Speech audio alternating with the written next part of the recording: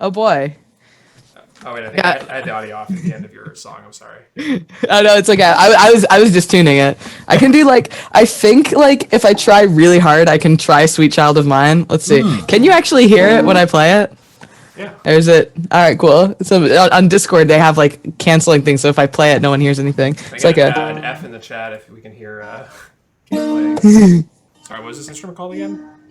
I think it's called a dulcitar. But the brand is Siegel Merlins. That's what a lot of people call it. It's it's a little bit out of tune, so apologies. It's oh fuck. I'm pretty sure it can also be on screen.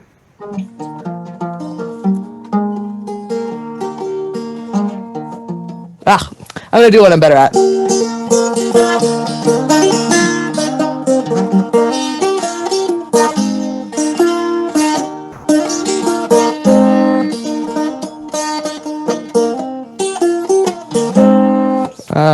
Yeah, it's a fun little guy. I'm trying to remember exactly what kind of scale he's locked to a certain scale, so you can't play everything on him, but he's really good for folk tunes. How do you know it's a boy? That's a great question. I gender all of my instruments arbitrarily. You said it's a Siegel Merlin? Yeah. It was like $129 or something like that. That's a great name. That's it sounds like some sort of tabletop character somebody made up, which is like this bird wizard that of great power and history. All of my instruments have names as well. So my piano is named Mephistopheles, my cello is named Pyrrha, the guitar is Gerudo. This one is actually he's named Eurus, and the theremin, which you cannot see but is very much here, is named Krampus. Nice. I feel like a neglectful instrument owner now. I never even considered naming all 30 of my harmonicas.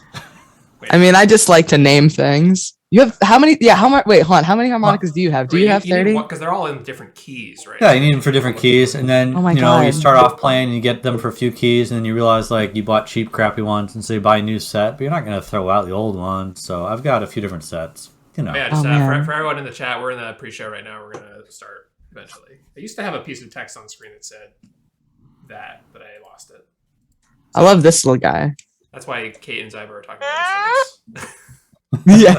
That's why we're making no sense for the topic of the show whatsoever. In 3 minutes, we're going to seriously talk about what it means for games to be art, what it means for games to be profitable and marketable. But for now, automaton. I love this thing so much. I used to be able to play Careless Whisper on it. I don't think I can anymore, but it's like.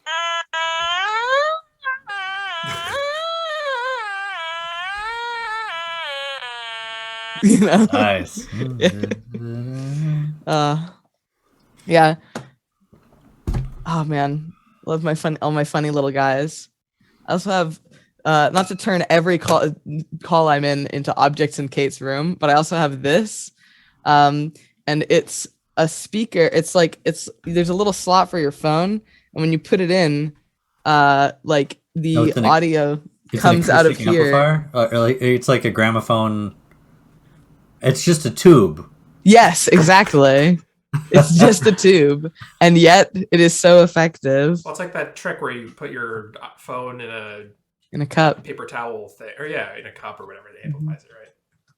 I don't know. Science, sound waves, they bounce. Wait, hold on. I want to hear your version. Paper towel? Yeah, you get the cardboard tube from the tube thing, and cut a hole in it, and then put the phone in that, and it's because the speakers are usually on the bottom that amplifies the sound. I never even thought about using a tube. I don't think it works super well, but I think it is a thing that works technically. I don't know. It's probably like the 2 cups with a string. It probably works kind of. You don't actually want to use it for anything. You're not gonna have a concert.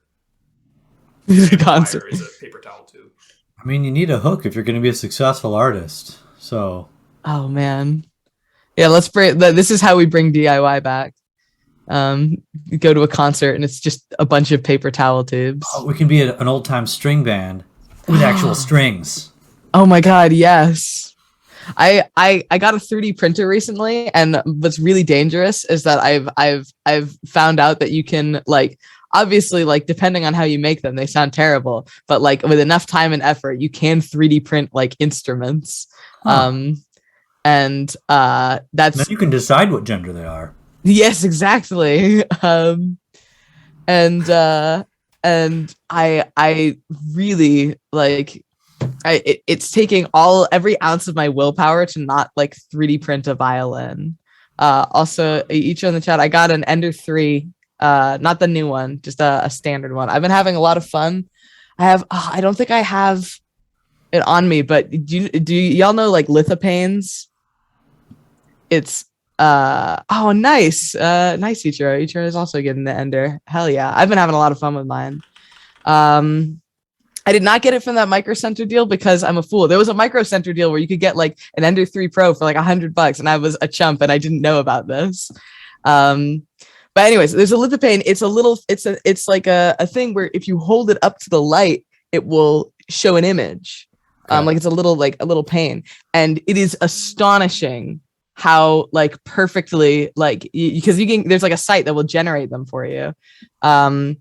And like it'll generate the model, you can print it. And so I printed out one of my friend's favorite memes on the as a lithopane, and it is such a lovely physical little artifact. Like it's really incredible, like just to hold. It's like holding a Polaroid photo in your hand, but infinitely more cursed because there's so much more effort into it. All right, I'm sorry. I'm gonna have to cut off this bizarre rabbit hole we're falling into because now it's 2:01, so we're a minute late to starting the show. That's okay. It's not gonna work. I'm not gonna be able. It's trying to show your cursed image. I know. Phone is double curse. Double cursed. I know. I was like, there's like this works on occasion. All right, and now we're gonna run a radio show.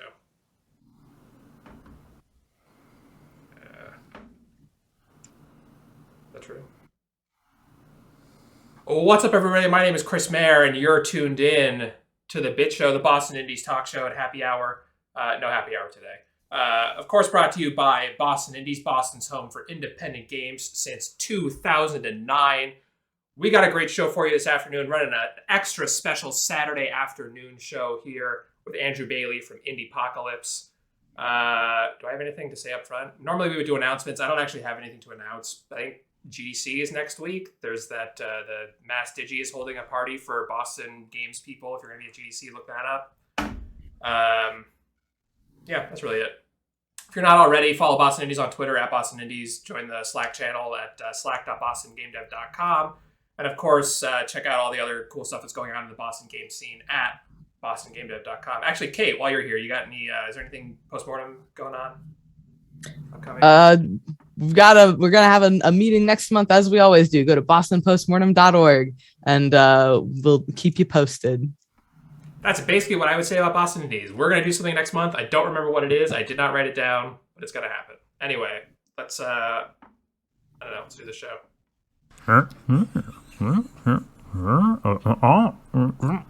Let's go. And let's start the show.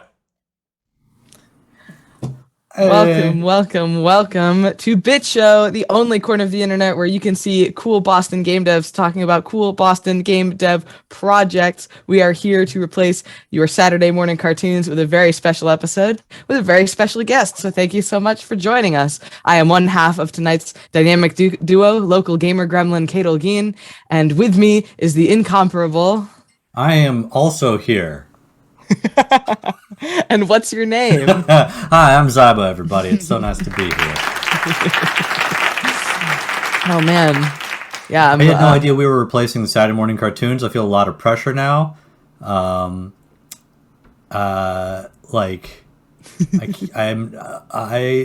just melted.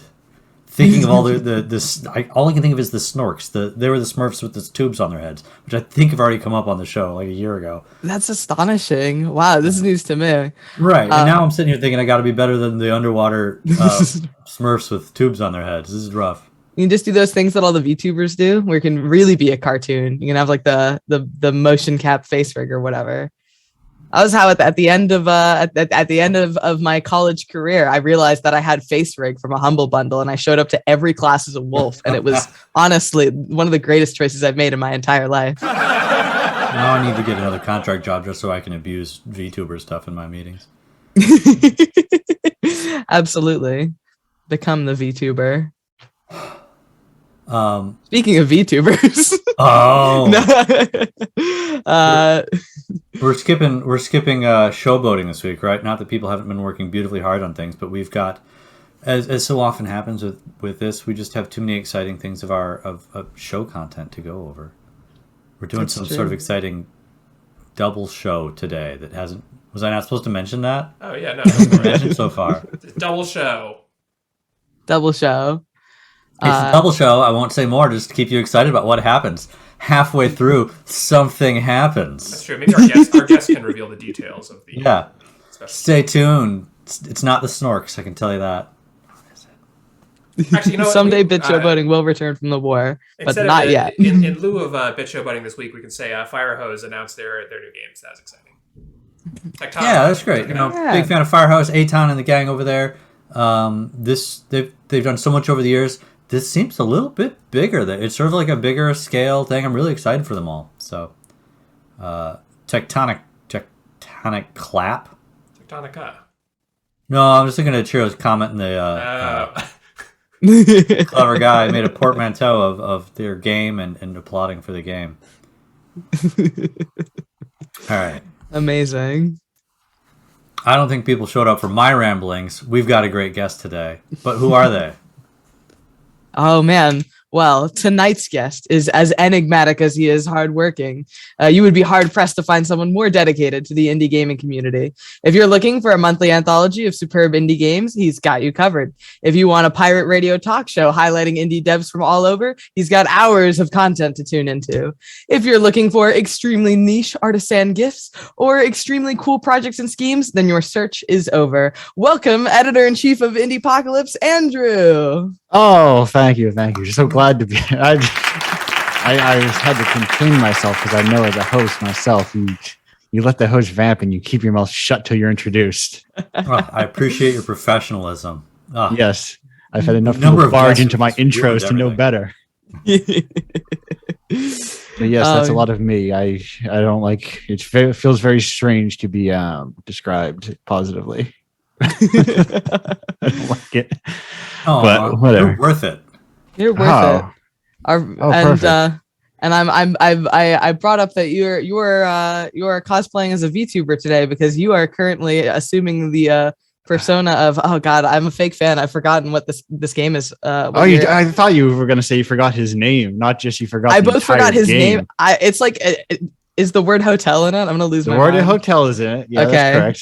Oh man, I'm such a fake gamer fan. I'm not going to pretend I ever knew any of this. No, I've never seen this man before in my life. I can't believe you don't know. I can't believe I cannot believe you don't know who Kyle Hyde is.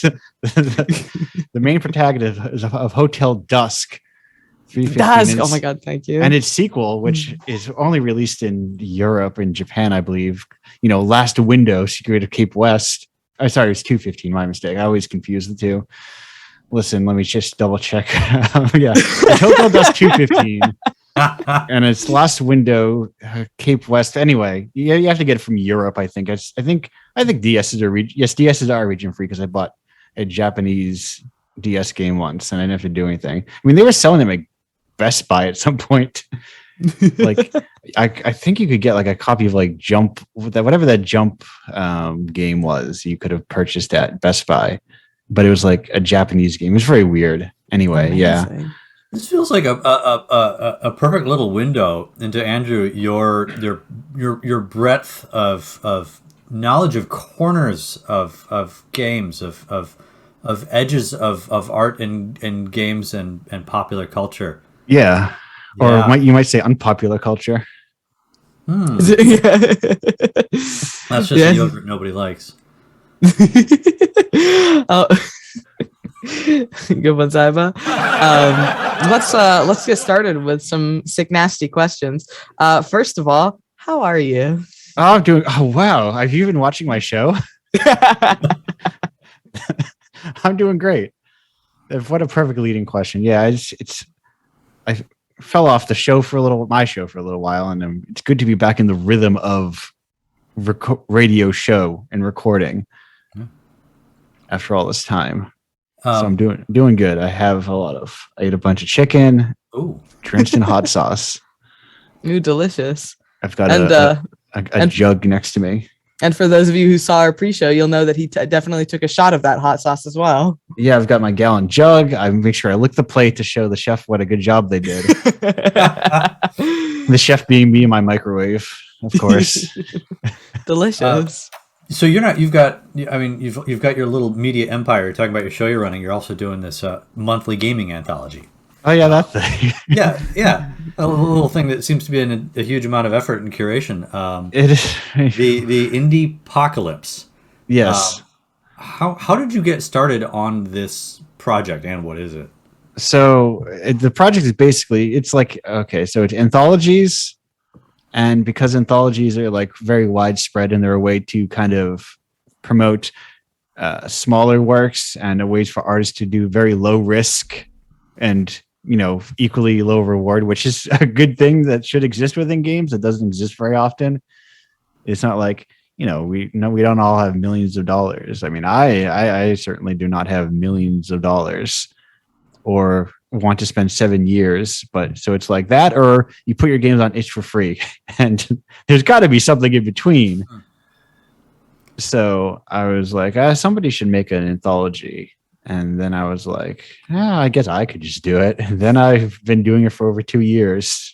Weirdly enough. You're doing the curation and the choosing, or how? Because yes, it's just amazing how many people are involved in this project. How many people contributed to it, and you're connecting all these dots, right? How are you doing this? So each issue, there's 10 games. 8 are submitted. 1 is handpicked from just like a massive list I've collected over the years. And I try to specifically get people who are outside of people who don't know what Indiepocalypse is yet. I try to avoid people who know what it is. And then one person is a newly commissioned game for Indiepocalypse, where I'm like, hey, people, there's no people don't commission games really. Like I think some museums and some magazines, I think like in Australia, I think Cecil Richards, a lot of her stuff is like she's done a lot of commissioned work for magazines and stuff. But it doesn't happen, I guess, also because people expect games to be 8 hours long or whatever. My mind is melting a little on the aspiration you have of choosing games who don't know Indiepocalypse exists. Yeah, that's so impressive.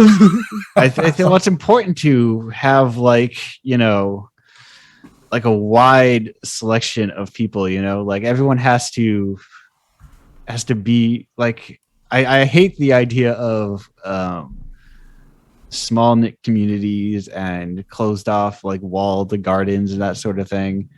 I mean, it's very, very in vogue right now to talk about, indie people who have too much influence and power being like, well, if they don't like you, then all doors start closing. And I'm like, what if I get my foot in the door and then kick it down and let all the rabble run around and make a mess of everything? And that's kind of what I want to do, is I want to kind of, break down the idea of, well, you got to know these people. You have to go to these festivals. You have to do this circuit. And it's like, no, you can just like make games that you want to make. And I'm getting like a lot of games are definitely in that place where I find like there's that very good amateur art that is like feels very sincere, and it feels like people who are making art through the medium of video games, but they're not like making video games, if that makes sense. Yeah. Yeah, that makes sense. And you say that's what you love to do. And boy, howdy, have you been doing it? Like you have got a bunch of issues of Indiepocalypse, over 25, which is no small feat. 28 even. 28. Oh man, I can't count, is what we've learned today. Yeah. So how has Indiepocalypse like changed or evolved since you started it? Well, originally I didn't commission games at all. I started doing that in the second year. And then like I've done 2 bonus issues within the last year or so, one being a collaboration with the long running Latvian indie comics publisher Kush, where we kind of paired up comic devs and indie game devs. Comic devs. I don't think you call them comic devs. I'm not sure if that's the turn of phrase for comic artists, but yes, I did that. And then they made 4 games, and I think that was very cool. And then I also, when the Rock Paper Shotgun article came out, there was a indie dev in Japan who was like, "Oh, this is really cool. I wonder if this should happen with Japanese indies." And I was like, I just DM'd them like, I can just do that. And then that's how Indie Sushin came about, which is a bonus issue of. Oh, that's Indiepocalypse Presents. Sorry, got to stay on the branding. Media empire, indeed. Gotta make sure I keep on my brand identity proper and everything organized and everything. So that being a theoretical series where it's like, hey, I help a group, like a more niche organization, like for instance, Japanese indie developers, organize a bundle, and then I do the first one, and then theoretically they have all the tools and understanding to do all future ones on their own, to kind of proliferate this idea of more collectives and more like loose affiliations and basically more ways for people to get like, I made a game in a weekend and I got paid for it, you know? Is that the direction you're going with your media empire here? You want to basically start patterns that other people are following, or where are the big grand directions you're pushing all this in? I mean, the first grand direction is being able to pay myself. that's good direction. Yeah, that's my bold direction. Is whatever gets me a living wage after this, you know, or even like a net positive income from Indiepocalypse. So it's like cooking up a lot of stuff and seeing what sticks and what helps boost the platform and what helps like. And I think it's like, well, originally I was like, well, if the market. Part of this was like I was making games and I was like, I don't want to make games that are 8 hours long and work through all this. So then I was like, well, what if what if I just made the market that I wanted to exist, where people will pay money for hour-long games and everything. And then I'm realizing, well, to make a market, there needs to be more than one person in it. So I was like, well, I guess I also have to support the market by making peers, because there's not really any peers. After 2 years, I had like kind of have a couple peers here and there, but like, you know, indie mixtape is the thing that it is. It's still like this scarcity sort of thing that is not quite in line with what I'm doing, which is inherently preservationist, of like trying to highlight games and put them in a place. You know, you got to put a zip file on the internet if you want to preserve things. You can't put it in physical media. You can do them both. And if somebody wants to burn Indiepocalypse to a zip drive, that's perfectly fine by them, you know. Well, and it's funny that you mention physical media, because, you know, while in addition to your digital zine distribution, you also hit up flea markets and other events as the Pizza Pranks Indie Games Consignment Shop. Oh, yes. So what's your approach to distributing games at like those sorts of non-traditional or to some degree traditional games events? My latest scheme, directly inspired by Chris here, who's like his Boston Farmers Market. I forget what it was officially called, but I don't know if there was ever a real name. Right. whatever you would call that thing. I think when you were doing it, I was helping. I was like, I should just do this for everybody, like the non-Boston thing, because I'm on this Boston show. But let's be frank, I'm like an hour out of Boston. I don't go there very often. I'm not in the Slack. To be fair, I'm not in any Slacks. I don't like Slack. It's unintuitive to me. And I don't need listen, I mean, I run a Discord that I never use, that there was a kerfuffle in at one point when I was at a said flea market, and I just closed the general chat, and then I haven't opened it since because I personally don't care very much. I saw you in person recently doing this. Yes. This show right in Central Square, Boston Hassle, in the basement of the Middle East. That was awesome. Yeah.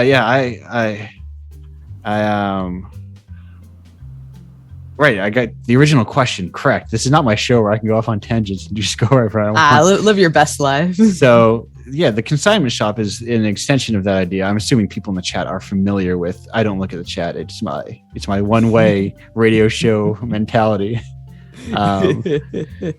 The idea of like, hey, selling games on consignment, because I have developers from all over the place, all over the world, and they can't go to Boston Hassel if they live in, for instance, it's hard for someone in Germany to go to Boston Hassel, but a lot of people might like their games still. So the consignment shop allows me to like go to events, like smaller events like Hassel, but also like if I go to PAX East, I can also just like bring games and then sell these games. Do you get a different, because you do go you're doing this consignment shop thing, which is actually, there's a lot more just traditional physical art there, and you also go to these game events. You've been to PAX East, BFIG, and you and Chris were out at Indiecade. Is there like how's the reception vary between those two? Is it a really different thing exhibiting at a sort of a general flea market versus at a game show for people when they come up to you? Yes, and it's neither of them are better, because at game shows you have gamers, and at like flea markets you have non-gamers, both sides of a coin that are not interested in what I have. But yeah, like I think flea market, the ideal show, and I hope there is like, I keep checking for updates, and I'm hesitant to email someone, just ask them if it's happening. But in Toronto, there is the Toronto Commerce and Arts Festival, and up there, the Hand-Eye Society, the games organization up there, usually runs a little section within TCAF, and that's like an indie comic show, and that's kind of like the ideal space I've found for like people who get what's going on and engage with what I have. And that was just me in my pre-Indiepocalypse. I'm a weirdo game dev kind of thing. But that's actually, like the best. Are you familiar with Mice? That could be a good place too. Yes. Massachusetts Independent Comics. Yeah. Yeah, I think I emailed someone at Mice once about something, and then I never got an email back. Yeah, I don't know if they do any non-comic stuff, but it does feel like that crowd would be receptive to it, because it's just a bunch of people at tables slinging their zines and weird comics they made. Yeah, I mean, Mice is my direct inspiration for my pricing models. Like, people will buy 20-page books for $15, So I'll sell this for and also I'd never want to go below $1 per game. That's criminal. That's a disrespect to game developers. I understand the deep discount market, but boy, do I hate it so much. It's It's fascinating that, you talk about zines, and there is this zine feel.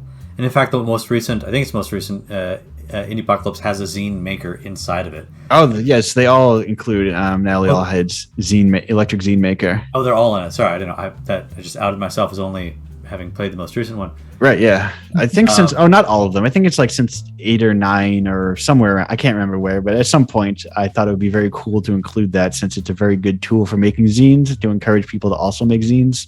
Yeah, it felt Inception-like to buy this thing and then have in it the thing to make a thing. Yeah. Some of them have zines within itself, like mini zines that you then would theoretically cut out and make your own zine that you cut out of the zine that you already bought. Are there other zines, game or other non-game zines that really hit you and were like, this is a cultural element I want to propagate? Like, no, I did not grow up. I'm not in an urban area, never was, so there wasn't zine culture around me. So there was the concept of zine culture, but not the actual like shows I could go to buy zines. So it was more. Which sounds like, even more like living the zine life. It's not absorbing other zines. You make your own. Yeah. Like you said, like if somebody already knew about it, you don't want them participating in it. That's. I don't know. It's on the edge of like hipster parody of like. Yeah. I often think that we need to bring back hipsters a little. We need to bring back more pretension. We need the counterpoint to let people enjoy things. Like, no, people have been enjoying. There's too much like a point that's a phrase that's really resonated with me that I saw someone mention. It's probably a wider spread thing than I have not seen for a while. It's referring to people like as thing likers, like thing likers. Yeah, like the idea of the modern criticism space or the modern like media writing space is polluted by a lot of. There was one phrase it turned in like thing likers, which is just like, oh, people like things. They don't think about them. They just like them, you know? Huh. And it's just people talking about the things that they like. And it's just like, if you got to be able to like and dislike things, I think. That's a fantastic, juicy phrase. No. And I'm not sure where I fall on liking or not of that phrase. It's, Yeah. I feel like that's something you especially see a lot in games, where you see a lot of not to dunk on gamers at all, but you do see a lot of gamers who are talking about like liking a game, and they think they know exactly why they like it, but they don't necessarily haven't necessarily thought critically about it. And so you can get like this kind of like disjointed dialogue between developers and gamers because they're not necessarily speaking on the same wavelength. Right. And then there's like this move towards like consensus in liking things, like, oh, we must all like every aspect of the Elden Ring. And if the map button does two different things, it's a bad game, and we might, or something, you know what I mean? Yeah. It's like this idea of seeking perfection and perfect consensus. And it's like, I'm enjoying the talk around the new Final Fantasy and people referring to it as a PS2 game, and I think that is I get a lot of very positive like PS2 game vibes off of it, in a way that, like, not graphically, but I think there is an element to that, like less not polished, but like less defined, less software-fied like game design or something. Or it's like I've thought about this idea of, usually when people talk about like the art version of something, you have to find like your graphic novel, your like your art house cinema, your word to describe the art version. But I want to go the reverse way and just start calling, the latest Ubisoft whatever game to be, I'm just going to start calling it software, because these games are functionally software. Here's the next iteration of Ubisoft's Excel sheet that has, we upgraded all the features you liked, and I guess it has a story or something, but they don't feel like they're made by people. I highly recommend, I say this on like practically every show I'm on, even my own show, which is I highly recommend. Two pieces of game writing from the same studio, which is the studio I'm always going to forget the name of, but it's I gotta one second. Let me look this up. I know. Anyway, so the two pieces of writing are divest from the games industry by there it is, Analgesic Productions, Symphony, which is coming out. They've done what's it called, old classic indie, Anodyne 2, that all stuff, all our Asias, a lot of games like that. So Marina Ayano did that divest from the games industry, which is the idea of, hey, you can't just like get out of the culture, and you don't have to participate in like game culture, and you don't have to really participate in the discourse, and you just have to simply divest from it, if you will. And then Mela Santani, the other half, had written a article that I think about a lot, and kind of touched on what I'm thinking about when I think of software, is the idea of alive games and dead games, and games that feel like they have a human soul within them, or games that feel like a person made them, versus games that feel like, they're the end result of spreadsheets and refining UX, and user experience. And I like stuff that feels like a person made it, and that goes kind of across all media, because I think it can be kind of common for something to feel kind of like static and bland or whatever. But this is me being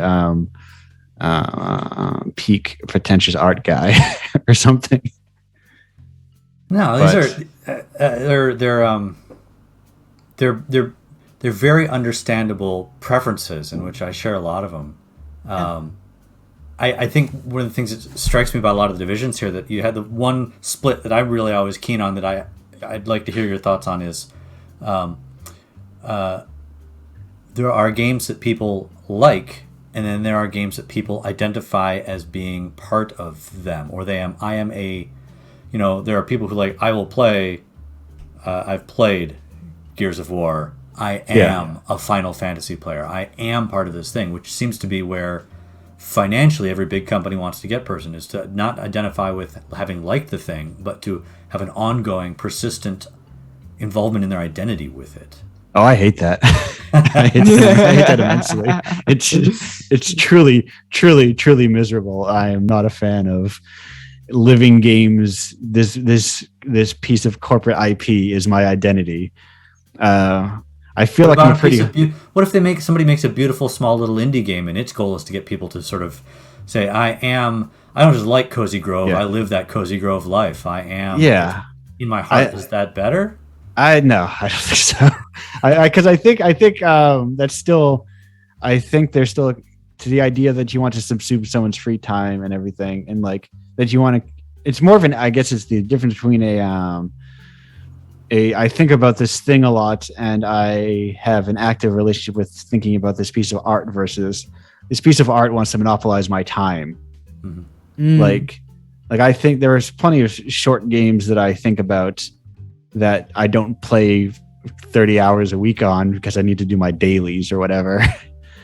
There is, I very early to plug Indiepocalypse itself, very early entry, Conurbation is this kind of like a game about conurbation and like, urbanization and lands and, nature made by a Brazilian developer. And it is like, I think about it a lot. And when people ask about Indiepocalypse, I mention it, but I don't play it every single day because I don't need to. But I think there is I think a lot of games in the indie space also very much want to monopolize your time. They want you to join their Discords. They want you to like engage with their product, draw them fan art. I am always uncomfortable when a podcast, anything says, "Oh, draw us fan art." It's like, what? It's very strange. It feels very self-centered. I consider myself a very hardy internet user, having grown up with it, but I am still dealt immense psychic damage, as they say, by people who put multi-fandom in their bios, because the very concept of one, that you could be a singular fandom person, and two, that you could be a multi-fandom person is like, what are you talking about? I'm so very confused by the idea of letting, and I have to trust that they're all teens and that they will all grow out of it in time. But the idea of a like even a 20-somethings who identifies as a multi-fandom, oh, my fandoms are Disney, Hulu, or whatever. Disney. I was reaching. I was like, oh no, what's a TV show that people watch? So I think we can safely assume then that the fact that you have the Indiepocalypse game zine bundle, and that you have a radio show, is not about trying to convince people to live only the Indiepocalypse life. No. But so what then is the thrust, the service? What itch you're scratching with the radio show? That's, I just want to hang out and talk to people, because it's like everybody else, because COVID and you can't go to events. But it also, I found like, I can provide like that post-convention conversation for people who live in Scotland and people who live in Arizona, that usually would not be able to meet each other. And Scotland and Scottsdale. Yes, precisely. the true Scots. And they. Oh no, you go. No, I was just gonna basically reiterate the idea of just like the games industry is very focused on, say, for instance, going to one coast of the United States to go to a very expensive convention in a very expensive city, and people treat that as a very important event. And I think, I believe that, for instance, a convention for game developers, I tend to believe that unless you are at a company or willing to or wish to work at a company, that is not for you. That is like not for independent developers who are just like working out of their bedrooms. But the culture focuses everything on these 2 to 3 organizations. Yeah, and I try to avoid. It's why Indiepocalypse doesn't have a logo. It doesn't have like a strict typeface. I tend to bury my own involvement in it. Like in the zine itself, it's on like the front page, but it's not like Indiepocalypse presented by Andrew. Yeah. Yeah. I don't have a brand account. I try to I don't like, oh, I gotta hop into the Discord and prompt conversation. I just want to get across this idea that there is a world, a possibility of game development that is not like, hey, I hope you have hundreds, if not millions of dollars, hundreds of thousands rather, if not millions of dollars, and a team and 3 to 4 years to work on a game, because I'm the kind of guy who thinks like, that game someone made in a weekend in Bitsy is like way better and infinitely more culturally relevant than like your 6-hour multi-studio location worldwide $100 million game. But money and man hours do not equal quality or artistic merit. Yeah. You're walking a really really tight, beautiful line here to me. It sounds like a great challenge. I mean, I love all these artistic ideals and these visions of this level playing field and focusing art for make good reasons, not having these dark design patterns and these seal stuff. But you're also, and the other beautiful thing you want is to make a living off it. And for everybody. Yeah. I love that. Yeah. I think those ingredients. I mean, it's so often that there's the trade-offs happen because the living part has, for a lot of people, that has to absolutely has to happen, and sacrifices are made. Yeah. I mean, that's just. It's more of a comment than a question. Sort of a wow. That's a lot to ask. I'm glad you're asking it. Well, it's funny. Sorry. No, you go for it. Okay. I was going to say, back when I was originally pitching it, I was going to say, well, this isn't going to get anyone rich. This isn't going to get anybody like wildly successful. But my hope is that it'll help people just stay out of poverty at the very least. Mm-hmm. This idea of like self-publishing and like, smaller niche publishing, and the idea just like culturally getting people to pay for short games. And I think that actually means reaching a different audience entirely than gamers who go to Steam and refund hour-long games after they've beaten them. But so many of these smaller games, though, that are in Indiepocalypse, they're great, but some of the shortcuts they take to be produced cheaply and quickly and have their size require so much game literacy of the player to get into them and play them. That seems like, am I reading that wrong? Isn't that a barrier to a wider distribution, is how much game literacy these games require to play? Am I off base? Oh, no, I mean, you're right. But I mean, that's true of all, art. You can't usually sit down someone with like, I mean, it's a widely successful company, but you're not going to sit down your average film, blockbuster film watcher with most indie, film in the Criterion catalog and be like, yeah, just sit down and enjoy this film. And they're going to be like, oh, you don't really go from Spider-Man to Haxon, it's not a smooth transition. But like, I'm not really worried about usability or that kind of thing, because I think you can't ever appeal to everybody, Yeah. You have to appeal to your niche, and you have to hope that literacy will find you. There's that, most of them are like mechanically very easy to play.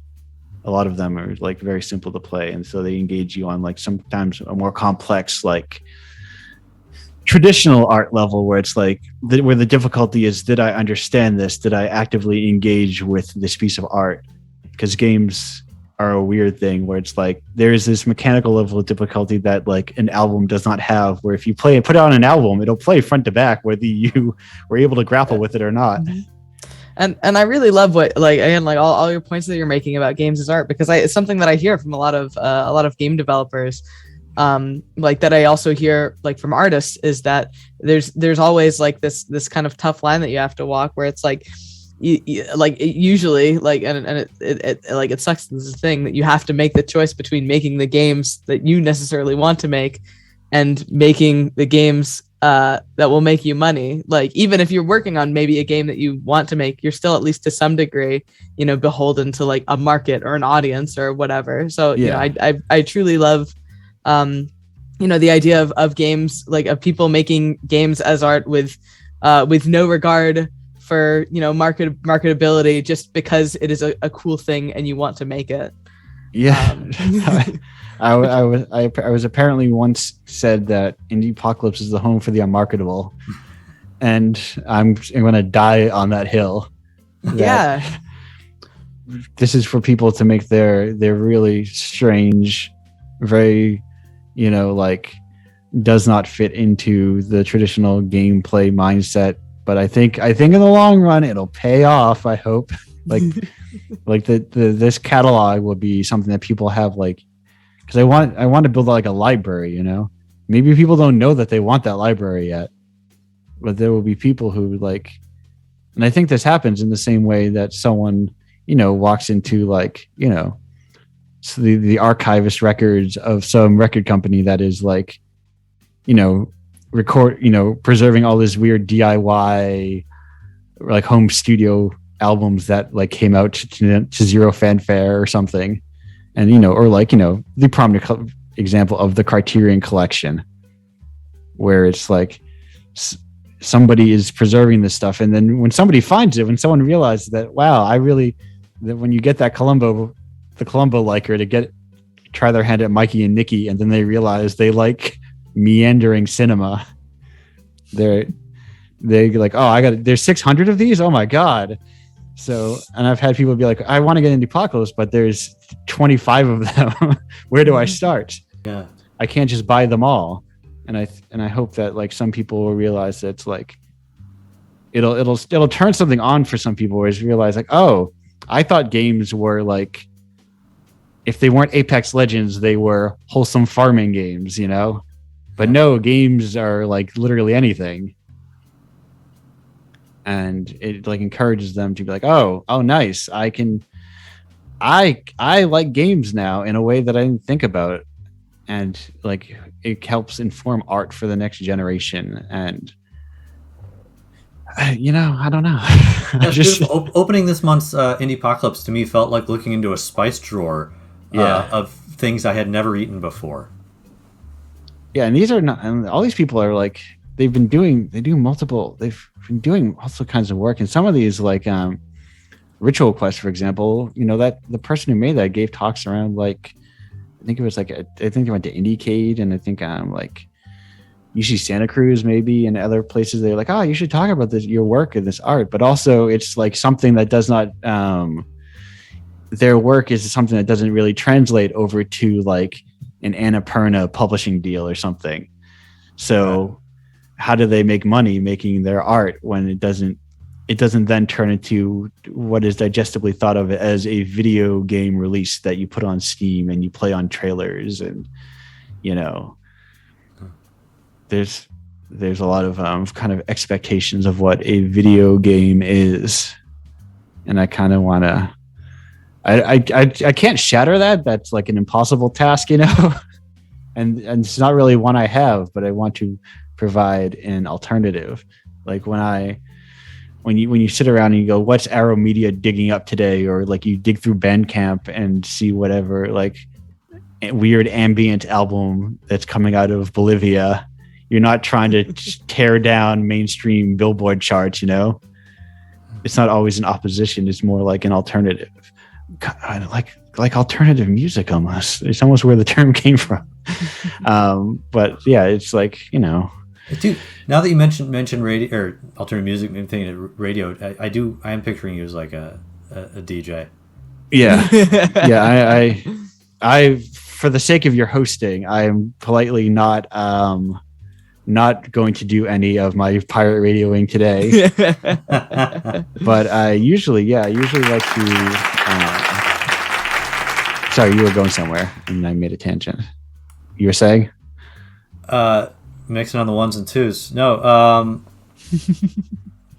don't know. I may have had a clever segue to a question there somewhere, but not really. I just there's your you're curating. You're both Yeah. curating sort of like these games. You're curating, I don't know, this attitudes or concepts about games and sort of presenting them that way. Yeah.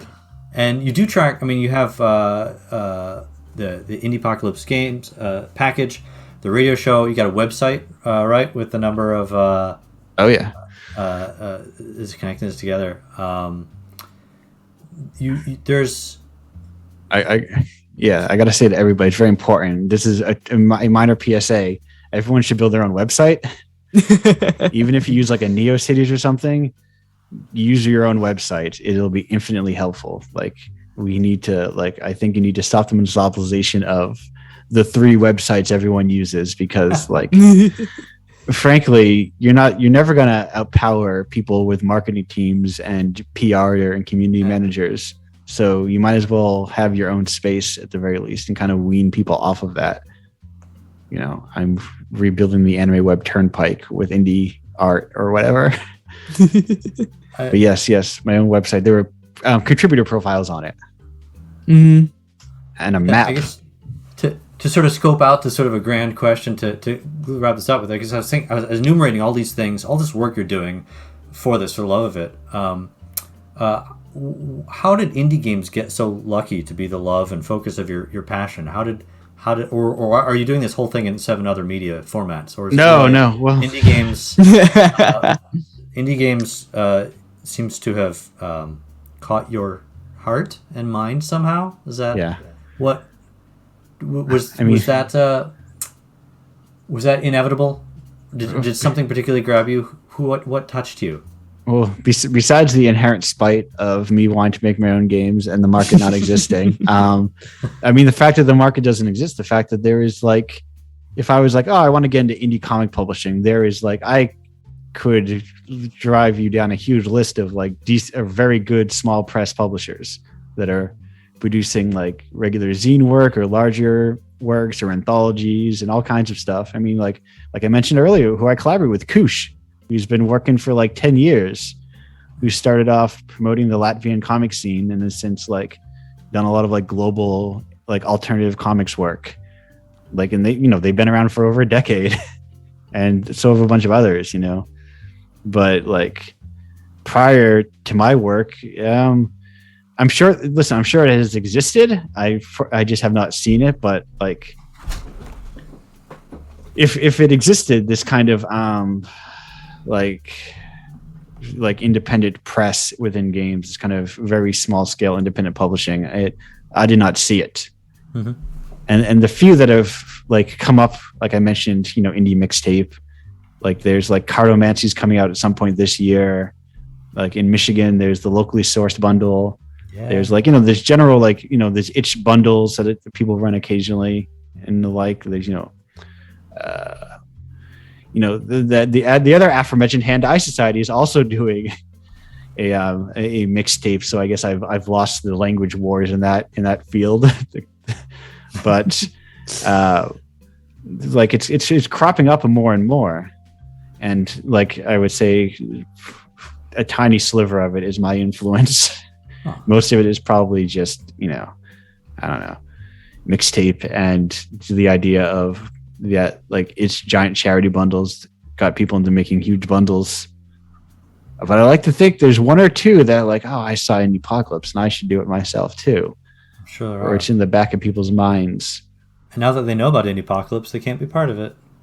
Right, and then exactly. No, you can still submit games. I'm just not gonna like descend on your itch page and then scour your pages for emails to find a way to contact you. And then go, do I guess I have to DM them on Twitter? I don't want to. Fair enough.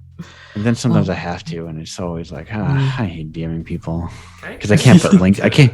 Can I interrupt to ask a question? Like, how much time do you spend, like per month or per week, doing that, DMing people to get their games? Too much. That you have of submitted stuff. That can sometimes take like a half a week or something. Because of like I have to find people, and then I have to go and I have to find the one that like vibes with me in the moment, and that feels like it's a fresh thing for the issue, that doesn't seem like it's too much like the other issues. Like, I don't want to include like 4 visual novels in a row, or like here's 3 Bitsy games in a row. I want to kind of, and then if they don't reply, then I have to find another one, and then I take another like couple of days to do, to like go through them all and find the right one and play it and make sure, oh, this is the right game, and then find their contact. And if they don't have an easy contact, and it takes more time than I think it would take, basically. So Fair sometimes half a week to a week to just do that. And then also, I'm also finding a commissioned developer, which can take just as long. Because I have to I'm looking for this weird niche. So I'm abandoning part of it. Typically, what I would have to do is I need to find somebody who has a larger platform than me because I'm paying them. So theoretically, I'm also like doing some backdoor paying for advertising by finding someone who has a larger platform than me. But then I also need to find someone who has a larger platform, but also is not clearly making so much money that I would be insulting them with my commission rate. Which is like good thing for people that have publicly facing Patreons, because then I can just look at how much they make a month and I go, I'm good there. Huh. I'm basically just going to be a very expensive patron for 1 month because I asked them to make one game. And I also, in the case of that, I'd be like, oh, you can release on your Patreon like you normally would. Because I'm not interested in owning people's games.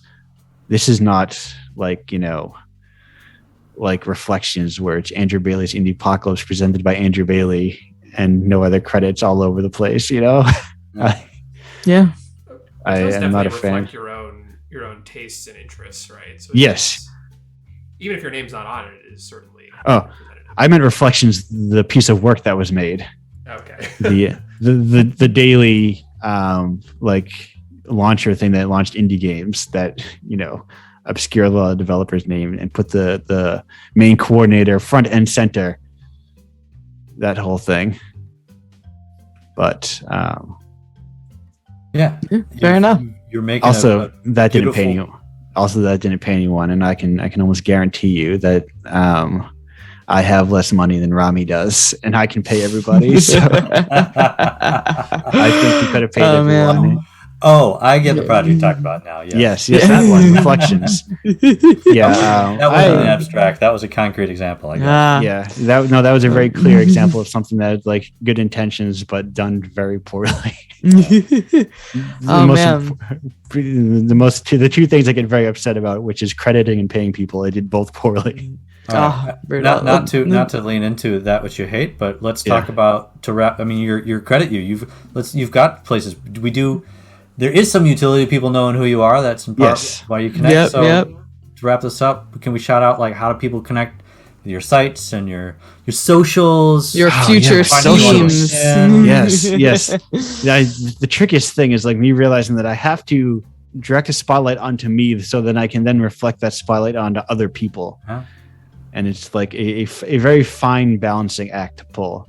Yeah. And then I realized it's not that bad because I spend the majority of my time just promoting other people's work anyway. So, yes, if you go to indiepocalypse.com, you'll find that website that you can look at all the contributors. You can look at the map that shows where all the reporting. It's a self-reporting thing. So it's not like I require people to say where they're from.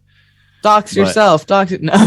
It's I even say like, no, I don't want to know cities. I just want to know states or provinces or principalities or whatever thing your country has. And I think it's over 20 countries or so at this point.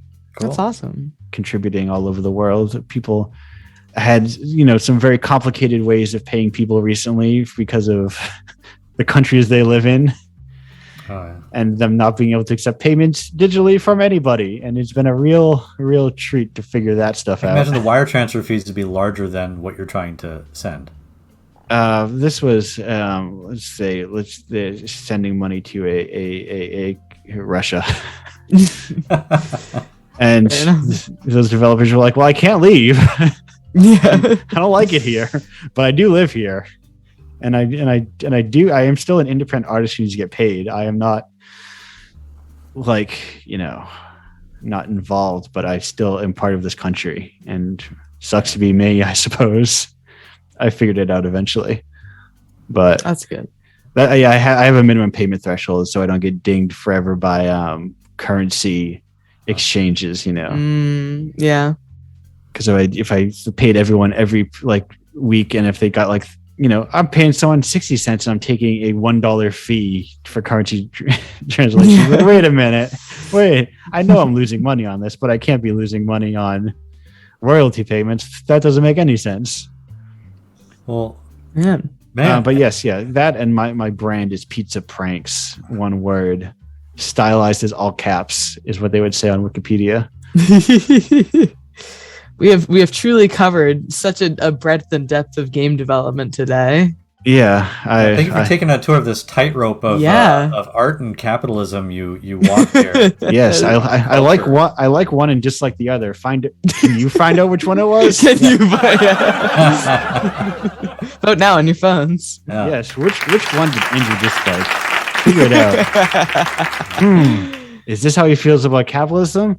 Is this how he feels about art? Yeah. Who knows? Does he have a degree in economics still that gives him these extremely complicated feelings about art and capitalism and markets that he thinks about way too much because he spent 3 years studying economics and markets. Oh man, your tragic backstory. Yeah. That is our Bit Show time for Bit Show today. I think because I'm not the producer and I didn't get a memo, so that's okay, because I'm the producer and I didn't write myself a memo. So I think what we're gonna do is we're gonna wrap this up and then I'm gonna raid Andrew's Twitch channel and then we're just gonna switch over. I don't know, do you just set anything up or are we pretty much just I will I've got to switch. I was thinking, do I switch my audio inputs on Discord or do I switch my